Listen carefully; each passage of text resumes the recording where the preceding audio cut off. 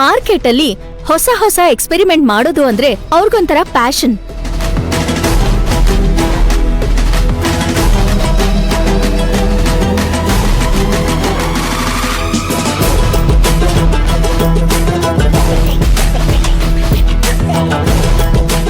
Same Dharmendra ದಿವಾನ್ ಮತ್ತೆ Vasundhara ma'am ತರನೇ same. ಇಷ್ಟು ಚಿಕ್ಕ ವಯಸ್ಸಲ್ಲೇ ಬಿಸ್ನೆಸ್ ಮ್ಯಾನ್ ಗೊತ್ತಾ ಮ್ಯಾಮ್?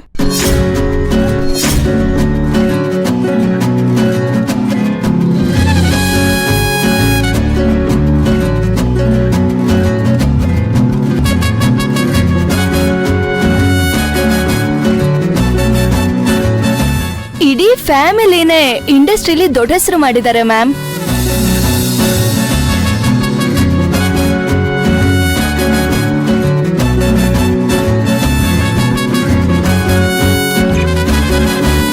ಅಷ್ಟೇ ಅಲ್ಲ ಮ್ಯಾಮ್,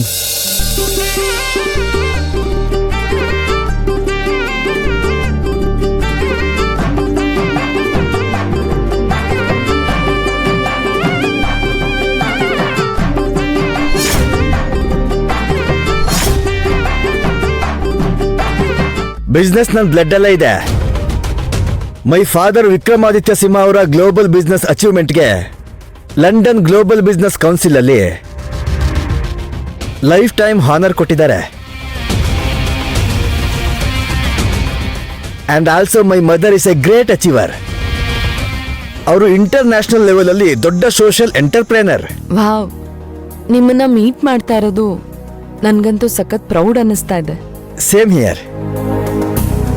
ಕೂತ್ಕೊಳ್ಳಿ. ನಿಮ್ಮನ್ನ ಮೀಟ್ ಮಾಡ್ತಾ ಇರೋ ರೀಸನ್ನು ಬ್ರೀಫ್ ಮಾಡೋ ನೆಸೆಸಿಟಿ ಇಲ್ಲ. ಮಿಸಸ್ ಭವಾನಿ ರಾಜ್ ಬಹದ್ದೂರ್, ನಿಮ್ಮತ್ತೆ ವಸುಂಧರಾ ರಾಜ್ ಬಹದ್ದೂರ್ ಅವ್ರ ಹೆಸರು ಕೇಳಿದ ತಕ್ಷಣ ನಾನೇನು ಹೇಳಲೇ ಇಲ್ಲ.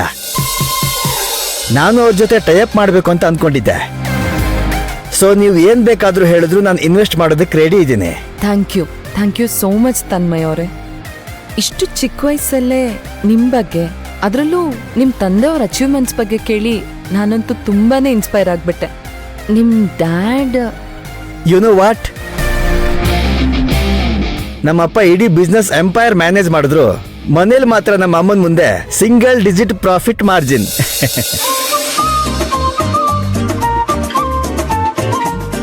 Just A minute.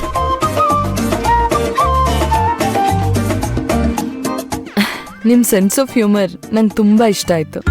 Business life tension ಅಲ್ಲಿ ಜನ ನಗೋದನ್ನೇ ಮರ್ತು ಬಿಟ್ಟಿದ್ದಾರೆ. ಆದ್ರೆ ನಂಗೆ ಆತರ ಇರೋದಕ್ಕೆ ಇಷ್ಟ ಇಲ್ಲ. ನನ್ನ ಸುತ್ತ ಇರೋ ಯಾವಾಗಲೂ ಖುಷಿಯಾಗಿರ್ಬೇಕು ಅಂತ ಬಯಸ್ತೀನಿ. ಎಷ್ಟು ಒಳ್ಳೆ ಹುಡುಗ ಇವನು. ಪ್ರಾಜೆಕ್ಟ್ ಡೀಟೇಲ್ಸ್ ಕೇಳ್ದಲ್ಲೇ ಒಪ್ಕೊಂಡ್ಬಿಟ್ನಲ್ಲ.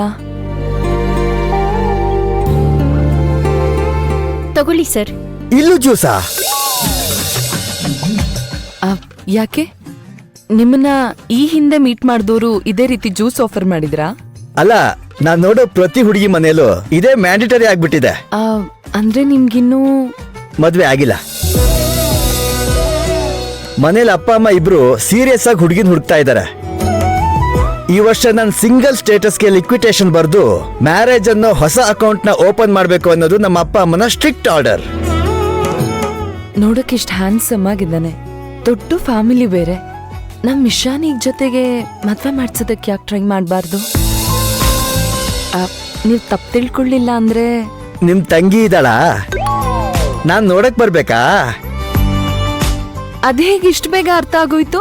ನಮ್ಮಂತ ಹುಡುಗರು ಹುಡುಗಿನ ಹುಡುಕ್ತಾರೆ ಅಂತ ಗೊತ್ತಾದ್ರೆ ಎಲ್ರು ಇದೇ ಹೇಳೋದು. ಹುಡುಗಿ ನೋಡಕ್ ಬರ್ತೀನಿ ಬಿಡಿ.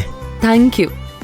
ಆದ್ರೆ ಅವಳು ನನ್ನ ತಂಗಿ ಅಲ್ಲ, ತಂಗಿಗಿಂತ ಹೆಚ್ಚು. ಹಾ, ಅವಳು ನಿಮ್ಗೆ ಪರ್ಫೆಕ್ಟ್ ಆಗಿ ಮ್ಯಾಚ್ ಆಗ್ತಾಳೆ. ನೀವ್ ನಾಳೆ ನಮ್ಮನೆಗೆ ಯಾಕೆ ಕ್ಯಾಶುಯಲ್ ಆಗಿ ಬರಬಾರ್ದು? ಹುಡುಗಿ ನಿಮ್ಗೆ ಇಷ್ಟ ಆದ್ರೆ ಓಕೆ, ಇಲ್ಲಾಂದ್ರೆ ಬಿಸ್ನೆಸ್ ಪಾರ್ಟ್ನರ್ಸ್ ಆಗಿ ಮುಂದುವರಿಯೋಣ. ಏನಂತೀರಾ? Wow, business meeting with A beautiful marriage proposal.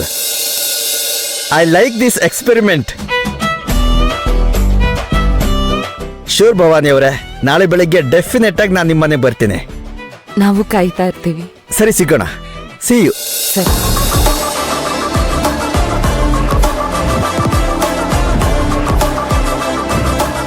Nisha, Pragya, ನಾಳೆ ನೀವಿಬ್ರು ನಮ್ಮನೆಗ್ ಬರ್ಬೇಕು. ಬರ್ತೀವಿ ಮೇಡಮ್. ವಸುಂಧರಾ ಮೇಡಮ್ ಹೇಳ್ದೇನೆ ತನ್ಮಯ್ ಮನೆಗ್ ಬಂದ್ರೆ ಮೇಡಮ್ ಏನು ಹೇಳಲ್ವಾ? ಖಂಡಿತ ಏನೂ ಹೇಳಲ್ಲ. ನಾನು ಅವ್ರ ಹತ್ರ ಮಾತಾಡ್ತೀನಿ.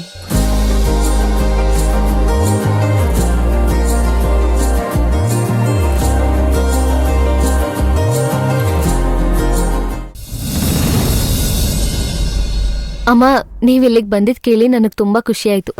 ನೀನ್ ಇಲ್ಲೇ ಬಂದ್ರೆ ಆ ಖುಷಿನ ಇಲ್ಲೇ ನೋಡ್ಬಹುದು. ನೀವಷ್ಟು ದೂರದಿಂದ ಬಂದಿದ್ದೀರಾ ಅಂದ್ಮೇಲೆ ನಾನ್ ಬರ್ದೇ ಇರ್ತೀನ? ಖಂಡಿತ ಬರ್ತೀನಿ. ನನಗೆ ನೀವಿಬ್ರು ಬ್ಯುಸಿ ಅಂತ ಗೊತ್ತು ಮಗಳೇ. ಆದ್ರೆ ಸ್ವಲ್ಪ ಬಿಡು ಮಾಡ್ಕೊಂಡ್ ಬಂದ್ರೆ ಪ್ರಕೃತಿಗೂ ಸಮಾಧಾನ ಆಗುತ್ತೆ. ಅಮ್ಮ, ಪ್ರಕೃತಿ ಕಾಲ್ ನೋವು ಹೇಗಿದೆ? ಪರವಾಗಿಲ್ಲ, ಸ್ವಲ್ಪ ನೋವಿದೆ. ನೀನ್ ಬರ್ತೀಯಲ್ಲ, ನೋಡುವಂತೆ. ಆ, ಅಮ್ಮ ತಪ್ಪು ತಿಳ್ಕೊಬೇಡಿ, ಇವತ್ ಬರಕ್ಕಾಗಲ್ಲ, ಸ್ವಲ್ಪ ಬ್ಯುಸಿ ಇದ್ದೀನಿ. 2 ನಿಮಿಷ ಬಂದ್ ಹೋಗಮ್ಮ. ಯಾಕೆಂದ್ರೆ ಹೋದ್ಸತಿ ಪ್ರಕೃತಿ ಕೈಯಲ್ಲಿ ಗಿಣ್ ಮಾಡ್ಕಳ್ಸಿದ್ದೆ. ಆಗ ನಿಮ್ಮತ್ತೆ ತಿಂದು ಖುಷಿ ಪಟ್ಟಿದ್ರು, ತುಂಬಾ ಚೆನ್ನಾಗಿದೆ ಅಂತನೂ ಹೇಳಿದ್ರು. ಅದಕ್ಕೆ ಈ ಸಲ ನಮ್ ಹಸು ಕರು ಹಾಕಿದ್ಯಪ್ಪ. ಅದಕ್ಕೆ ಹೊಸದಾಗಿ ಗಿಣ್ ಮಾಡ್ಕೊಂಡು ತಗೊಂಬಂದಿದ್ದೀನಿ.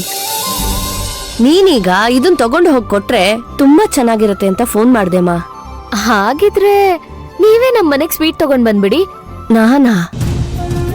ಬೇಡಮ್ಮ, ಪ್ರಕೃತಿನ ಈ ಸ್ಥಿತಿಲ್ ಬಿಟ್ಟು ನಾನ್ ಬರಕ್ಕಾಗಲ್ಲಮ್ಮ. ಪ್ರಕೃತಿಗೆ ಊಟ ಮಾಡಿಸಿ ಮಾತ್ರೆ ಕೊಟ್ಟು ಅವ್ರಿಗೆ ಬೇಕಾಗಿರೋದ್ ಎಲ್ಲ ರೆಡಿ ಮಾಡ್ಬಿಟ್ಟು ಅರ್ಧ ಗಂಟೆ ಬಂದ್ ಹೋದ್ರೆ ಏನೂ ಆಗಲ್ಲ. ನೀವ್ ಬನ್ನಿ. ಅಯ್ಯೋ ಬೇಡಮ್ಮ. ಇಲ್ಲ, ನೀವ್ ಬರ್ಲೇಬೇಕು.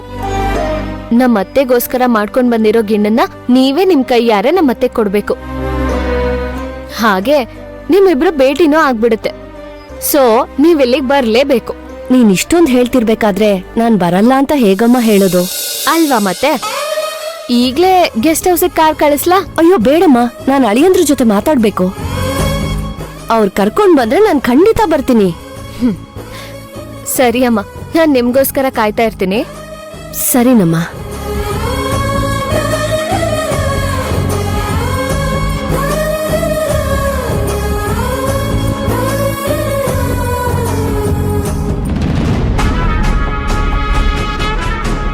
ನಾನಂತೂ ಸಿಂಧು ಬಂದಿದ ತಕ್ಷಣ ಮನೆಯಲ್ಲಿ ಕುರುಕ್ಷೇತ್ರನೇ ಆಗುತ್ತೆ ಅಂತ ಅನ್ಕೊಂಡೆ.